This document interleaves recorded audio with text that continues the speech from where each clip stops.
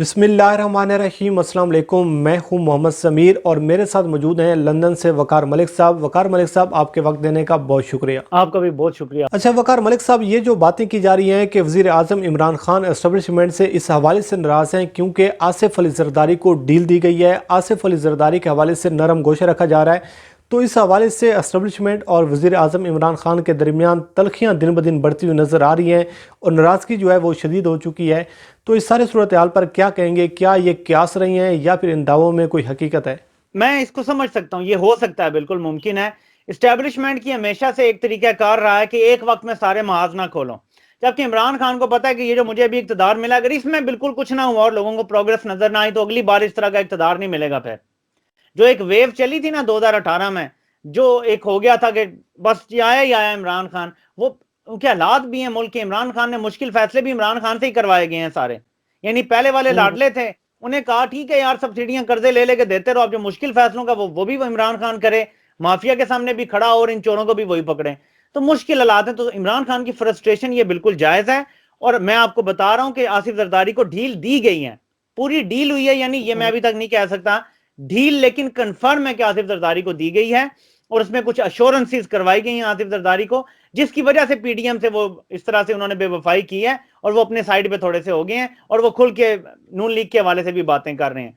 इसके पीछे क्या लॉजिक है ये एस्टेब्लिशमेंट बेहतर जानती है, लेकिन इमरान खान कभी भी इससे खुश नहीं हो सकते और इसीलिए वो बार बार कहते हैं। और उन्होंने रिसेंटली आसिफ जरदारी का फिर जिक्र किया था कि सबसे करप्ट बंदा है और उसको आप कहते हैं जी एक जरदारी सब पे भारी है। वो इशारा यही था कि आसिफ जरदारी ने अपने गेम खेल के अपने लिए ढील ले ली है, तो इशारा उसी तरफ था वजीर आजम का।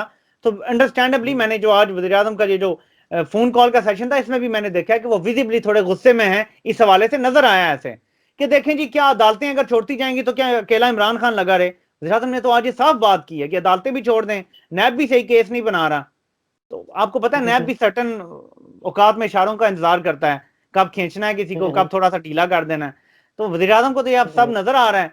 मैं तो सिर्फ ये परेशान हूं कि ये इमरान खान जो हुकूमत में तो चले फिर भी खामोश है, ये अपोजिशन में जाके तो ये जब बोलेगा तो जो नवाज शरीफ को नहीं बर्दाश्त कर सके वो इमरान खान को कैसे बर्दाश्त करेंगे। अच्छा वकार मलिक साहब, एक और इशू पर आपका पॉइंट ऑफ व्यू चाहिए और वो ये है कि जिस तरीके से मुस्लिम लीग नून की जानिब से, नवाज शरीफ की जानिब से, मरीम नवाज़ की जानिब से पिछले 5 से 6 माह के दौरान हम देख रहे हैं कि चीफ ऑफ आर्मी स्टाफ को निशाना बनाया जा रहा है, DGISI को निशाना बनाया जा रहा है, पाकिस्तान के रियासती इदारों पर हमले किए जा रहे हैं।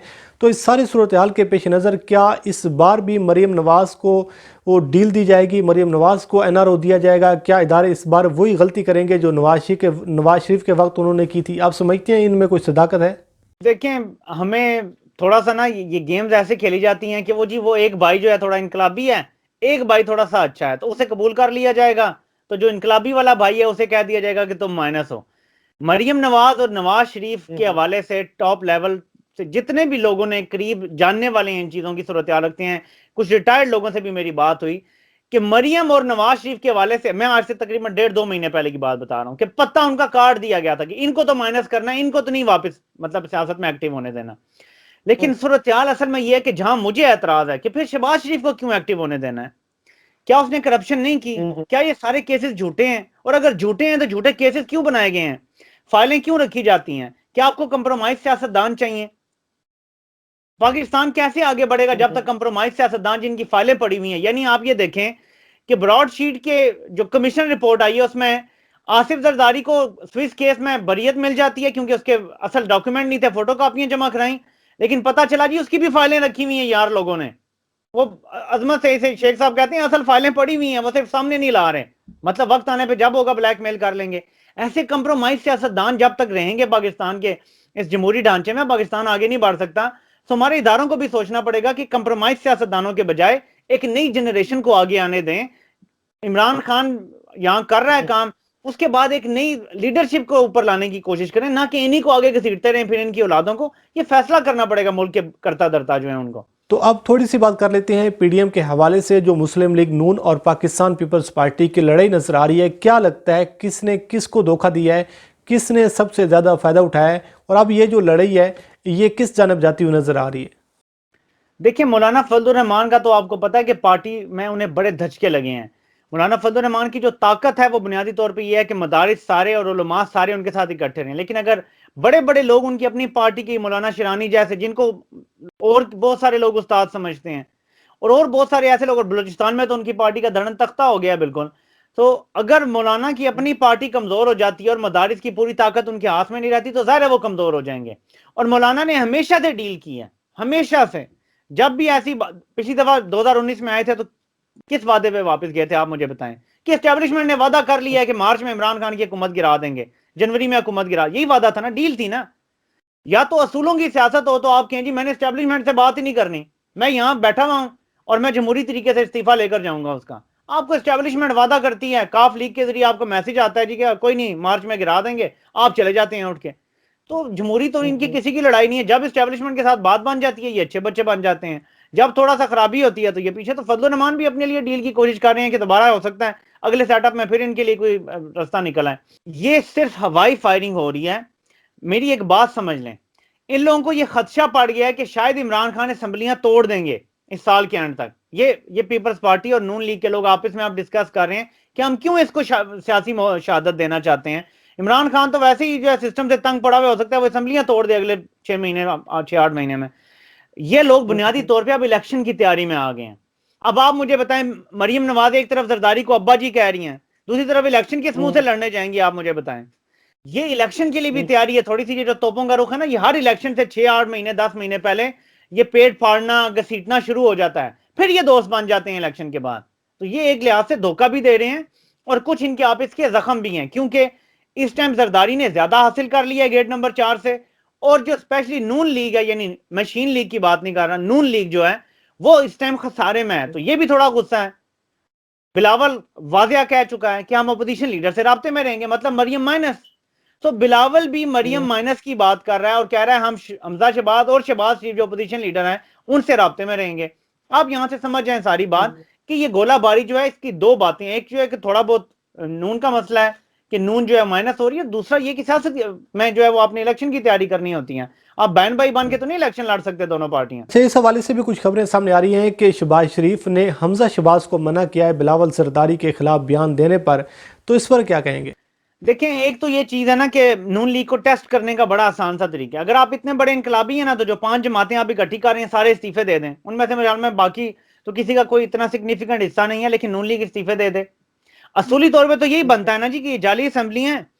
इन्होंने खुद कहा गिलानी सिलेक्टेड हो गया है, मरियम नवाज के अपने अल्फाज हैं कि वो लोग सिलेक्टेड हो गए हैं। अब मैं क्या बात करूं, मतलब बिलावल भी सिलेक्टेड हो गया है, जरदारी भी। सो अगर सारे सिलेक्टेड असेंबली में हैं और आप इतने असूल पसंद हैं, तो आप इस्तीफे क्यों नहीं दे रहे असेंबली से? ऐसी असेंबली को लात मारें, बाहर आए, अपनी कोशिश करें, जद्दोजहद करें, आपको हो सकता है जमहूरियत की जीत हो जाए। एक तो ये बात है। दूसरी बात यह है कि जो बिलावल बात कर रहे हैं वो बड़े पुरएतमाद नजर आ रही है। एतमाद क्यों होता है? जब आपको ढील मिल चुकी होती है। क्या आपने देखा बिलावल बैठे आंस रहे हैं, मैं नून लीग वालों से कहूंगा ठंडा पानी पिए, लंबे लंबे सांस लें। ऐसे बंदा कब कहता है? बाप पे 25 अगर आपके वॉल्यूम्स पड़े हों, आप इतने रिलैक्स हो सकते हैं?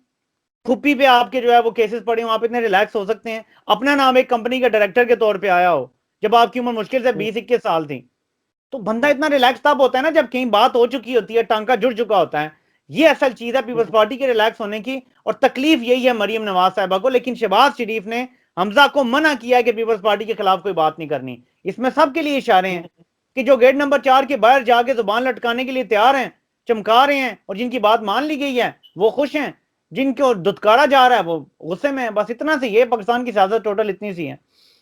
आखिरी बात, पाकिस्तान में सिविलियन सुप्रीमेसी की जंग सिर्फ एक बंदा लड़ रहा है और वो इमरान खान है, और ये वक्त साबित करेगा। आप मेरी बात याद रखेंगे कि इस मुल्क में सिविलियन सुप्रीमेसी कायम भी हुई तो वो इमरान खान अगर कामयाब हो गया जिस तरीके से वो चल रहा है तभी कायम होगी, वरना सिविलियन सुप्रीमेसी को भूल जाए पाकिस्तान में। एक तो ये बात है। दूसरी बात यह है कि जो बिलावल बात कर रहे हैं वो बड़े पुरएतमाद नजर आ रही है। एतमाद क्यों होता है? जब आपको ढील मिल चुकी होती है। क्या आपने देखा बिलावल बैठे आंस रहे हैं, मैं नून लीग वालों से कहूंगा ठंडा पानी पिए, लंबे लंबे सांस लें। ऐसे बंदा कब कहता है? बाप पे 25 अगर आपके वॉल्यूम्स पड़े हों, आप इतने रिलैक्स हो सकते हैं? खुप्पी पे आपके जो है वो केसेस पड़े हों, आप इतने रिलैक्स हो सकते हैं? अपना नाम एक कंपनी के डायरेक्टर के तौर पे आया हो जब आपकी उम्र मुश्किल से 20-21 साल थी, तो बंदा इतना रिलैक्स तब होता है ना जब कहीं बात हो चुकी होती है, टांका जुड़ चुका होता है। ये असल चीज है पीपल्स पार्टी के रिलैक्स होने की, और तकलीफ यही है मरियम नवाज साहबा को। लेकिन शहबाज शरीफ ने हमजा को मना किया कि पीपल्स पार्टी के खिलाफ कोई बात नहीं करनी। इसमें सबके लिए इशारे हैं कि जो गेट नंबर 4 के बाहर जाके जुबान लटकाने के लिए तैयार हैं, चमका रहे हैं और जिनकी बात मान ली गई है वो खुश हैं, जिनको दुत्कारा जा रहा है वो गुस्से में है। बस इतना सी, ये पाकिस्तान की सियासत टोटल इतनी सी है। आखिरी बात, पाकिस्तान में सिविलियन सुप्रीमेसी की जंग सिर्फ एक बंदा लड़ रहा है और वो इमरान खान है, और ये वक्त साबित करेगा। आप मेरी बात याद रखेंगे कि इस मुल्क में सिविलियन सुप्रीमेसी कायम भी हुई तो वो इमरान खान अगर कामयाब हो गया जिस तरीके से वो चल रहा है तभी कायम होगी, वरना सिविलियन सुप्रीमेसी को भूल जाए पाकिस्तान में।